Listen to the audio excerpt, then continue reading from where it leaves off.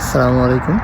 গত ভিডিওর পর আপনারা অনেকে জানতে চেয়েছিলেন যে ক্যাশ ইন্টারভিউতে কী ধরনের প্রশ্ন করতে পারে বা কী ধরনের প্রশ্ন উত্তর দেওয়াটা খুবই জরুরি।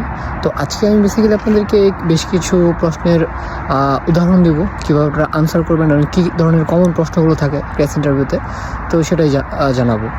বেসিক্যালি ক্যাশ ইন্টারভিউ হলো আপনাকে ভিসা দেওয়ার আগে ভার্সিটিগুলো জানতে চায় আপনি জেনুইন স্টুডেন্ট কিনা, কারণ অনেকেই জাস্ট ভিসা পাওয়ার পর তারা পড়ালেখা ছেড়ে দেয়। তো সেই জন্য ভার্সিটিগুলো তারা ফার্স্টেই চেক করে আপনি জেনুইন স্টুডেন্ট কিনা, এই জন্যই মূলত তারা ক্যাশ ইন্টারভিউ নেয়। তো ক্যাশ ইন্টারভিউ আপনাদের আইএলটিএস স্পিকিং টেস্টের মতোই মোটামুটি প্রশ্নের ধাঁচগুলো হয়ে থাকে। তবে এখানে আইএলটিএসে যেমন আপনার তিন টাইপের প্রশ্ন থাকে, যেমন ফার্স্ট স্টেপে আপনাকে বেশি কিছু কোয়েশ্চেন করবে, দেন আপনাকে 2 মিনিট কথা বলতে হবে, তারপর থার্ড স্টেপে আপনাকে একটু প্রতিটা প্রশ্নের আনসার একটু বাড়ায় বলতে হবে। তো এরকম এখানে কিছু না, এখানে আপনি জাস্ট আপনার জেনুইন আনসারগুলোই দিবেন, ইন্ট্রোডিউস ইয়োরসেলফ। দেন আপনি এই প্রশ্নের আনসার দেওয়ার পর আপনাকে জিজ্ঞেস করবে তারা আপনার এডুকেশন ব্যাকগ্রাউন্ড কী, বা আপনি ইন্ট্রোডিউস ইয়োরসেলফে আপনি আপনার নাম, আপনার ঠিকানা, আপনি এইচএসসিতে কত পেয়েছেন, প্লাস আপনি আইএলটিএস স্কোর কত, জাস্ট এটুকু বললে এনাফ। দেন আপনাকে প্রশ্ন করবে why choose UK. This is the most important question, because আপনি যখন এই কোয়েশ্চেন আনসার দেবেন এটার মাধ্যমে আপনার ক্যাশ ইন্টারভিউ আপনার কতটা আপনি পাস করবেন নাকি আপনাকে তারা রেটিং দেওয়া হবে সেটা নির্ভর করে। জিজ্ঞেস করবে আপনার কোর্স রিলেটেড প্রশ্ন, যেমন আপনি কোন কোর্সে অ্যাপ্লাই করেছেন, আপনার টিউশন ফি কত, কোনো স্কলারশিপ পেয়েছেন কিনা, এগুলো জিজ্ঞেস করবে। তারপর আপনাকে জিজ্ঞেস করবে আপনি অন্য কোনো ভার্সিটিতে ইউকের অবস্থিত অন্য কোনো বিশ্ববিদ্যালয়ে অ্যাপ্লাই করেছেন কিনা। আপনি সেখানে না অ্যাপ্লাই করে আপনি 2-1টা ভার্সিটি বলবেন, এবং মোস্ট ইম্পর্টেন্ট যেটা হলো আপনি যে ভার্সিটির নামগুলো বলবেন ওখানে যেন আপনার রিলেটেড কোর্স থাকে এবং আপনি ওই কোর্স সম্পর্কে মোটামুটি আইডিয়া রাখেন। কারণ যদি আপনি ওই কোর্স রিলেটেড আপনাকে প্রশ্ন না বলতে পারেন বা ওই ভার্সিটি সম্পর্কে আপনাকে প্রশ্ন না বলতে পারেন, তাহলে তারা সন্দেহ করতে পারে। তারপর আপনাকে জিজ্ঞেস করা হবে আপনি অন্য কোনো দেশে অ্যাপ্লাই করছেন কিনা। আপনি ওখানে 2-1টা দেশের নাম বলে দেবেন, এবং ওই দেশগুলোতে যেন আপনি যেই সাবজেক্টে অ্যাপ্লাই করছেন ওই রিলেটেড সাবজেক্ট আছে এমন 2টা বিশ্ববিদ্যালয়ের নাম বলবেন এবং টিউশন ফি উল্লেখ করবেন।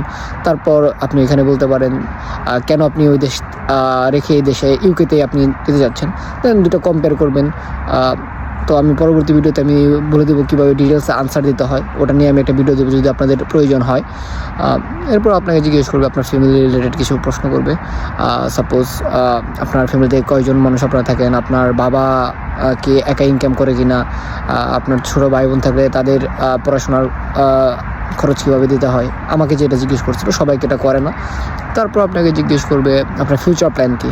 তো এটাও একটা খুব কমন প্রশ্ন। আপনি যদি বলেন যে আমি পড়াশোনা শেষ করে সেখানে ইউকেতে থেকে যাবো, তাহলে আপনাকে মোস্ট প্রবাবলি তারা ক্যাসে পাস করতে দেবে না। আপনাকে বলতে হবে আপনি দেশে চলে আসবেন, আপনার এখানে ভালো অপরচুনিটি আছে।